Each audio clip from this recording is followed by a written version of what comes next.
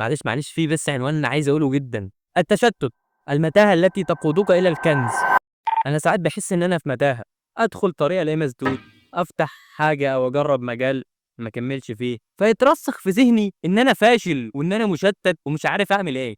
اسمع بقى الحتّة الجاية دي، الإحساس ده مؤلم جدًا، بيحسسك إنك شخص بلا هدف، شخص مشتت، وبتفكر إن أنت الوحيد اللي بتمُر بالصراع ده. هل التشتت ضعف أم لعنة تلاحقني؟ مش عارف، لكن الحقيقة التي تغفل عنها وعسى أن تكرهوا شيئًا وهو خير لكم. يعني ممكن يكون الطريق المسدود ده علامة ليك، أو ممكن التجربة الفاشلة اللي أنت مرّيت بيها دي وقطمت وسطك عشان تعلّمك. وبعدين التشتت ما هوش شيء وِحِش أوي كده، يُقال في دراسات علم النفس إن الترنُّح بين حاجات كتير جدًا كده ده بيوسّع مدارك العقل جدًا. في بيت شعر كده بيقول لك: "رُبَّ ضارةٍ نافعةٍ جلبت نفعًا وإن كانت تجُرُّ ضرارًا." وفي رأيي إن التشتت مش لعنة ولا ضعف، صحيح التُّهى ممكن تكون متعبة شوية، لكن صدّقني دي عاملة زي خريطة مخفية كده هتوصّلك للنسخة الحقيقية منّك وهتخلّيك تفهم نفسك بجد.